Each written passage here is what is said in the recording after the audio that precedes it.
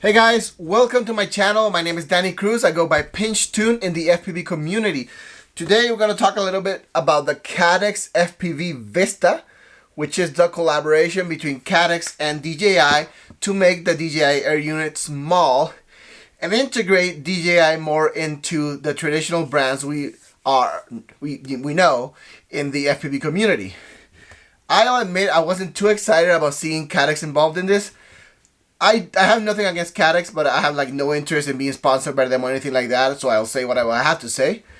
My experience with them has been kind of lackluster. I've had a couple of their SDR2 Plus and SDR2 cameras or whatever, and also the Ratel, and quality has been kind of so-so with the SDR. Some work well, some don't. Some the OSD turns off by itself for some random reason. Some of them, when you plug them in, they are black, and then you gotta unplug it, plug it back in, and then they work. And some of them have been fine. The Ratel, I said really good things about them in my earlier videos last year, but I found out the latency on them is higher than they said it was, and I wasn't too happy. But I'm thinking that now, when they're working with DJI, this is such a unique product that they're really putting an effort to not screw this up, and hopefully working directly with DJI. So I'm hoping this is really good.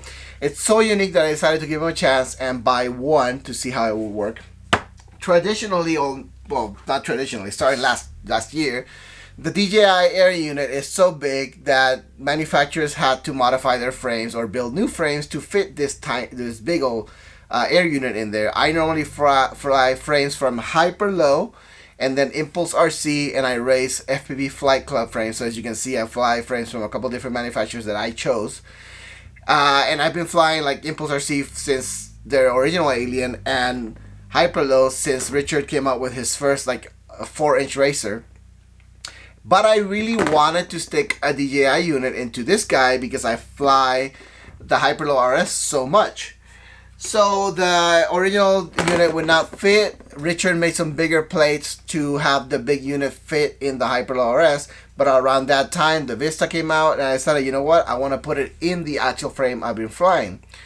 Right now I do not have the patience to build a whole new build, and I discovered it would not fit my regular FlightOne builds because of the way I have the PDB in there. So I was like looking through what I had, and I have this 6S Hyperlow RS Plus with a Motolab Tempest F4 a flight controller in there, which is actually a really good board for Betaflight, even though it's not that popular. And I found out it'll fit when I did some measurements, so I went through the process of fitting it all in here last night. This is the footage I'm going to show you now. I do not have flight footage, unfortunately. The weather turned to crap, so we're going to have to follow up with actual flight footage, and I'll probably do some actual like DVR from it for you guys to see. But that's going to be in a later video. Today we're just going to focus on how I got that to fit in here, the length of the cable, and all that kind of stuff. So let's go ahead and check out that footage now.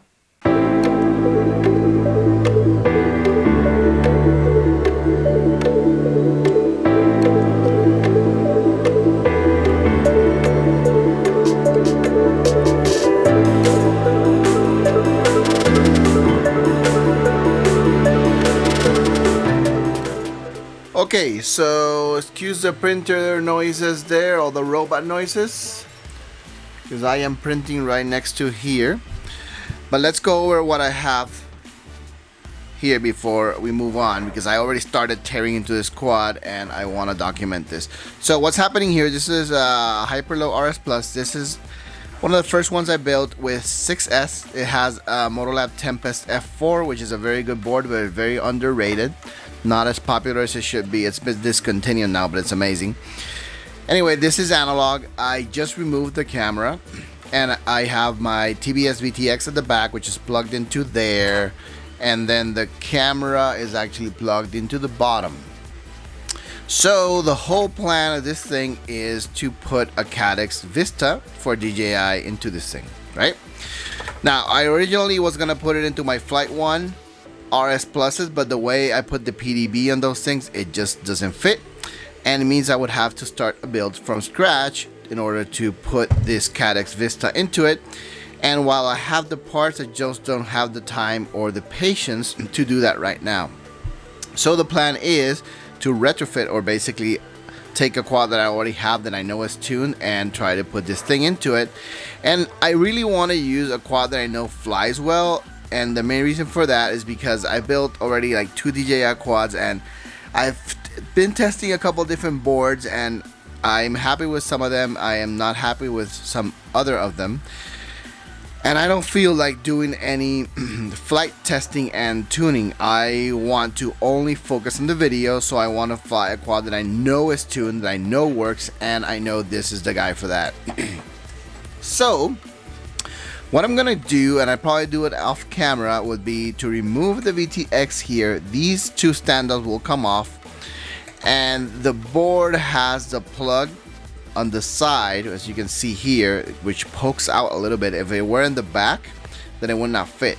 It would not allow me to fit the Vista in there. But given that it's nice and flat there, and I'm removing these 2 standoffs, it should fit just fine. So that's what we're gonna do. But we're gonna do it off camera, and then I'm gonna show you when it's done, simply because I want to do this video pretty quickly. Alright, before I continue, I want to show you where I'm at. If you are actually running 20x20, there's space for days. There's actually holes back here. As you can see, for 20x20, you can screw that in. You would have to put like some kind of like shim or something, because there's those things there in the way, which so it doesn't allow you to push it all the way down. But you can put you know, spacer with tape or something. That's not a problem, which is actually the way I'm going to attach it, just with tape. I'm not going to use screws. But my point is, if you put it like that and you have 20x20 mounting instead of these things, then there's plenty of space.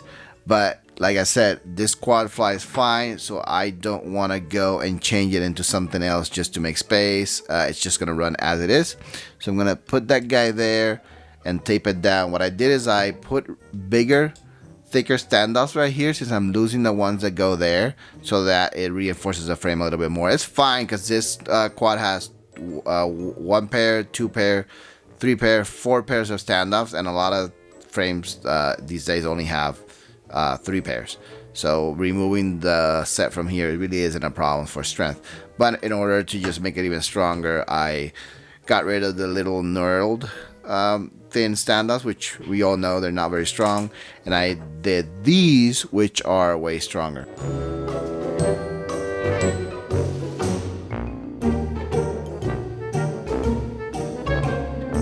Alright, so here we have it. This wasn't particularly hard, but my patience level right now isn't what it used to. Alright, so here we have it. This was me cago en la. Alright, so here we have it. This wasn't actually hard, but my patience level isn't what it usually is, so that made it a little bit harder. But I got it in there. So this is enough away from the flight controller, where the flight controller is still soft mounted. There's some space there. I actually kept everything that I had on here. I didn't have to remove anything. I kept a beeper right on this side, just routed alongside. I'm gonna clean up these wires for the ESCs a little bit more in a second. I'm gonna tape them down. I ran the wire for the camera over the FC because it is just long enough to go from back to front. If I run it under the FC, it pushes it down, and it's not long enough in that case. In fact, I even have to use this mount instead of the mount that comes with a Hyperlow RS, which is this guy, because I had to push the camera slightly back in order for this wire to be long enough. It's just barely there. I could still do it with this, but it was a little bit too much tension on the wire, or that braid wire thing, and I was afraid it might break, so I decided to. I found this one in my collection of stuff, so this works. The wire was actually routing it in front of the cap, but I was afraid that eventually was gonna rub on the contact points on the cap and short, so I decided to run there underneath, and that worked just fine. And as you can see, it's kind of cramped in there, but everything pretty much fit. So I'm pretty happy about that. I'm gonna go ahead and plug it all up, and then basically set it up to get it ready to go. Alright, so welcome back. That's it.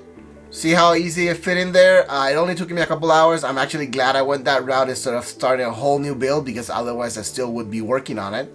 I know this quad flies well, so I expected to just put it up in the air and have a well-tuned quad with DJI HD in it. So I'm gonna follow up later with some actual flight footage when the weather clears. So make sure to subscribe to the channel. The channel's going very well thanks to you. Thumbs up to this video, share it, and I'll see you in the next one, guys.